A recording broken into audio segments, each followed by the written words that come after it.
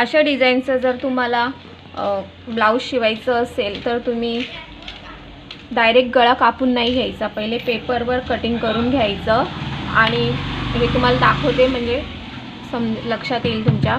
पेपरवर कापून घेतलं की जे आपल्याला गळा इथून आपण कापला आहे मधून आणि हे डिझाईन आहे असं त्रिकोण शेपमध्ये, तर इथून हे असं वाढवायचं आहे, इथून पण पाव इंच वाढवायचे, कारण हे जोडून कमी होणार. जर तुम्ही डायरेक्ट कपड्यावर असा गळा कापाल तर ब्लाऊजची उंची कमी होणार.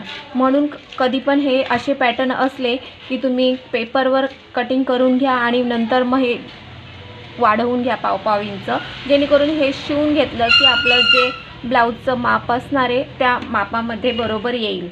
आपण व्हिडिओ बघतो त्याच्यावर डायरेक्ट आपल्याला दाखवतात अस्तरवर कटिंग करून घ्या डायरेक्ट ब्लाऊजवर, पण तसं करायचं नाही, नाहीतर ब्लाऊजची उंची कमी होते.